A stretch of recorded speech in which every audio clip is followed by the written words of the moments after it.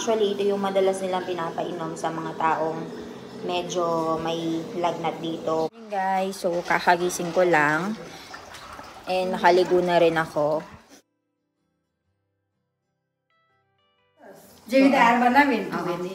Okay, so same lang yung mga ingredients na nito. And kakuha siya ng lemon din sa loob ng refrigerator mamaya. And si Sonal Masi, hinintay ko lang. Tapos ihiga lang ako ng konti kasi tinry kong umupo guys. Pero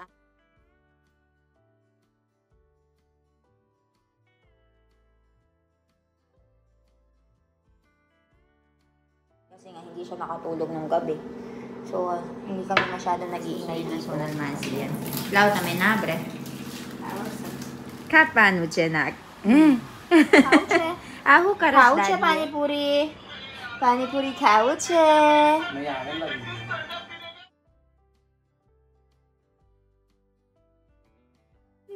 Ave nasto kau? He? Ave nasto kau anuche? Try kar, try. Le. Stand, stand.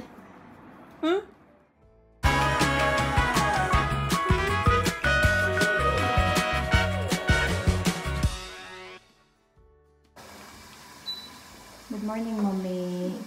Suka ba na ano? Tungtuin ni Dana po, tina. Kasi mag-nidana darpat. Magnidal. So, nagluluto si mami ngayon ng munggo. Magnidal siya. Siti mayro. Kailawakat. Tranwakat. Ano ya? Wala na ba? And for this one is galoda batata. So, kung napapansin nyo guys, maano lang yung pagsasalita namin. Because Milan is currently sleeping. Nag-duty siya ng 24 hours. And right over here, Sonal Masi. Tumaras, Sonal Masi. And meron na tayong mga mangga doon. Kinuha ko ni Papa. Pero it will take at least 2 days pa daw para maging hinog yung mga yun.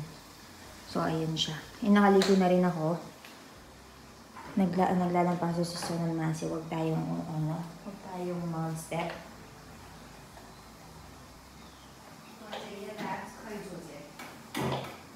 Bukas? Wajada ako'y juja. Oo, iba na yung chako. Philippines, biche mo. Pela magato na. Ite. Balatong keway. Hukeway? Balato. Balatong. Munggo. Mog. Munggo. Har alag siya. Har ko na. Munggo. Kuja sa'yo. Har ko siya. So, ayan guys. Ang oras ngayon is alas 9. Morning guys. So, kakagising ko lang. And nakaligo na rin ako. Kung napapansin nyo, merong difference sa boses ko ngayon kasi sinisipon po ang buntis guys. Para akong lalagnatin. Habang nagsasalita ako dito, meron akong nakitang ahas. Dito sa may bakuran namin. So sabi ni Papa, dalawa daw talaga yung ahas na yon. Pabalik-balik dito sa may likuran ng mga bahay ng mga tao. So kung napapansin nyo, meron akong sipon ngayon. Wala naman akong ubo. Pero sana hindi ako magka-fever kasi parang medyo mainit-init ako. Pero kanina parang barado yung ilong ko talaga ng sipon. Ngayon natutulog si Melan dun sa loob. Hindi kami pwedeng mag-make ng noise kasi sobrang napagod siya. Tapos ngayon nga lumabas lang ako ng kaunti para maglakad-lakad dito.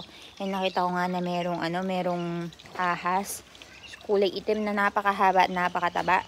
Pero hindi naman siya nagstay dito sa may bakuran namin. Umalis din naman siya.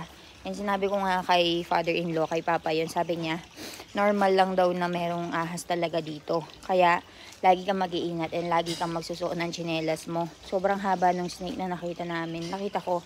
Ngayon nga, habang nag-video ako, nakaharap ako doon and nakita ko nga siyang dumaan. Ayun, sinecheck na ngayon ni Papa. Dahil nagsasawa na nga ako dun sa araw-araw na niluluto ni Mommy na dalbat, sabi niya sa akin gagawan niya nga daw ako ng isa pang version ng mga ng mga dal dito, which is Magni dal. So sa atin yun yung version ng munggo. And okay din yun sa buntes. So tatry natin ngayon kung magugustuhan natin. And ipapakita ko sa inyo kung paano ba yung paggawa nila ng munggo dito sa India. Kasi iba-iba yung mga spices nila, 'di ba? Yung mga recipes nila. So, tingnan natin yung pagkakaiba ng paggawa nila ng munggo dito at sa munggo natin sa Pilipinas. So, ayun. Balitaan ko kayo mamaya sa kaganapan.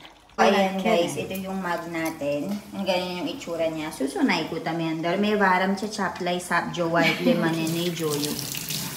Batao ng susunay ko. Morchu. Chili powder, salt, turmeric powder, sugar, tomato, limbu. lemon, and also, bas. Jadi dahan banawin ko ini ibig. Okay, so same lang yung mga ingredients na nilagay niya dun sa ginagawa natin na dal. And nilalagyan nila ng oil yan mamaya. So yun yung tinatawag nilang magmidal. And malapit na rin maluto yung galola natin. Mami. Mami. Serbet ba na? Limbo. Limbo serbet. So, mommy will be making limbo serbet for me kasi guys, I'm not feeling well talaga. Ako, wonder na kung ano limbo serbet. Kanda. Yan natin. Kasi mas para maalis lahat ng mga plema at saka sipon.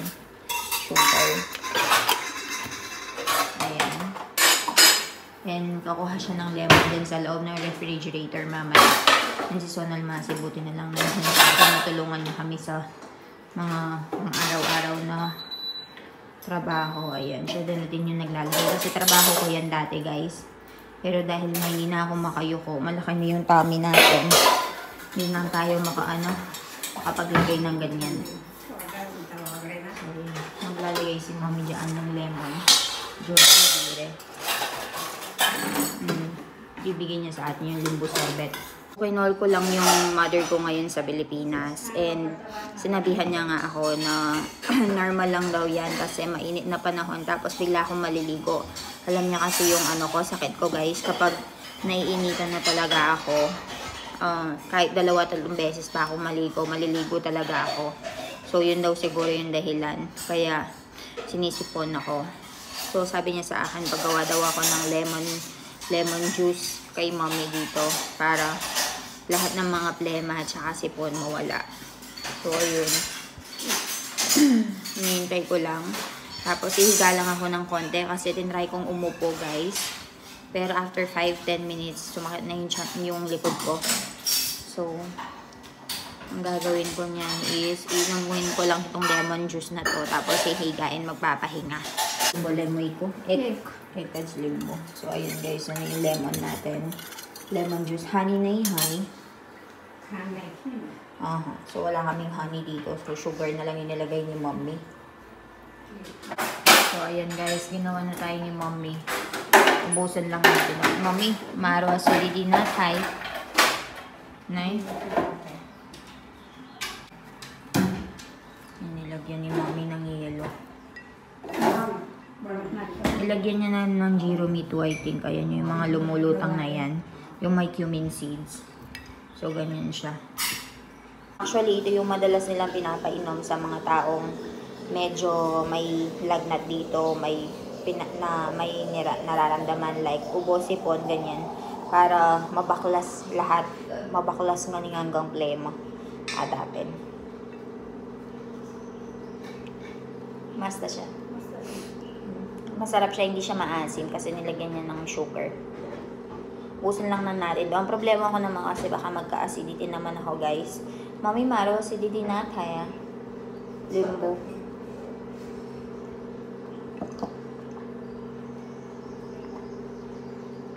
Nakakawa si Milan.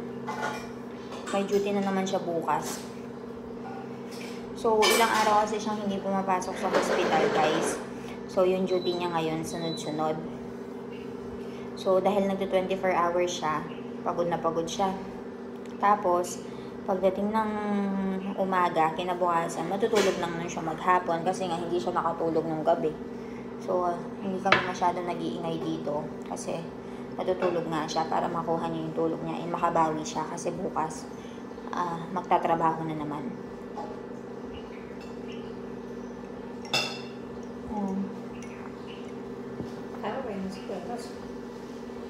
Mas tabay na siya. So, ayun guys, balitaan ko na lang kayo mamaya. Tignan ko, magpapahinga muna ako kasi masakit talaga yung pakaramdam ko. And then, siguro itutulog ko lang to ng konti tapos magiging okay din ako. Mummy कशु खाम नहीं ने पण आपरा खावा बनी गયું બધું ના હજુ બાકી ના हो છે ખાવા હા રોટલી થાય છે તો so giniluluto pa daw ni mami yung rice tsaka ng rotli હજુ રોટલી દાળ કરવાની બહુ મોડું પછી ગરમી જોવા ને એટલે so mamaya pa yun guys kasi kailangan mainit-init yung pagkain necessary. So ayun guys, I'll see you later. Hihingi si Sonal Masi ng yelo guys. So gagawa ni mami ng yelo. Dito guys, wala silang plastic yelo. Wala akong makikita na nag-gaano ng plastic yelo dito. Mami, Philippines yan eh, kabar siya. Rechas ba da? Oo eh.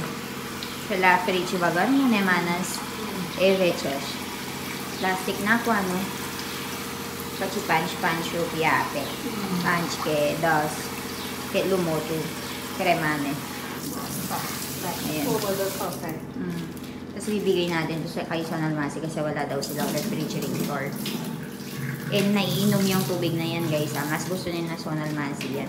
Lao tamay nabre. Ayan man expert sa paggaganyan. Kasi nagtitinda kami ng yelo sa mga nagbibili ng palay dati. Ayan, para dadalhin ni Sonal Masi sa bahay nila.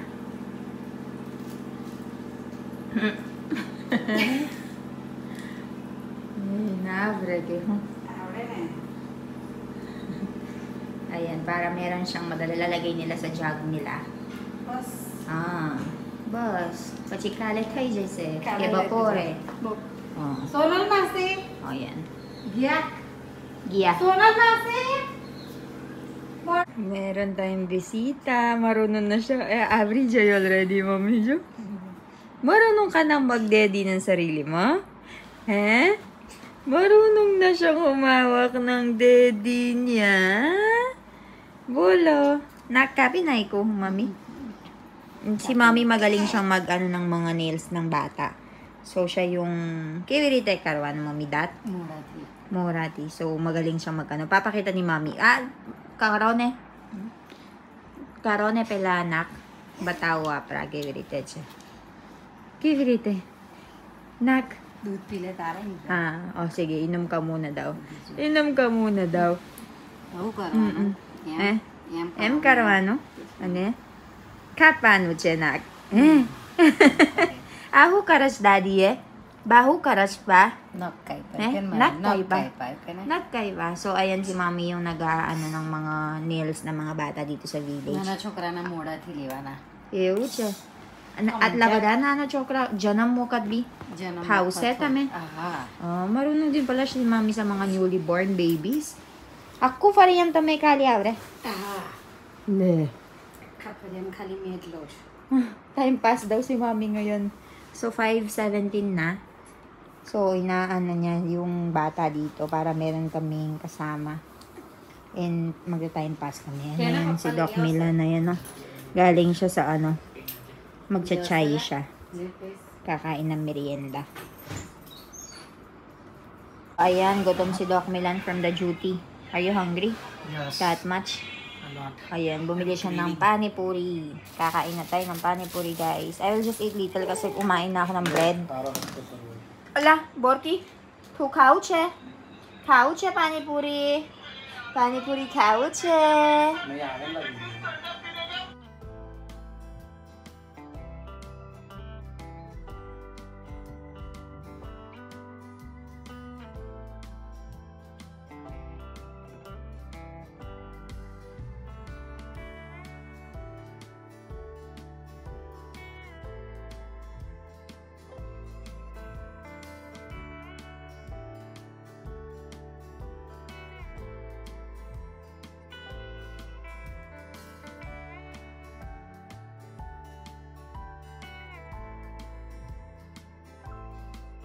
Maru, cute! Dito siya natutulog sa bahay namin, guys, kasi mainit sa bahay nila. Ayun! Dud pilidu! He?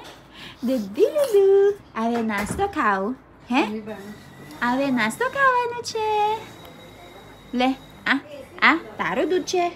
Maru che? Le pilo. Le. Average ay. Pagkaruan mo average ay. Average ay. Oh, very good, Pakrad. Oh.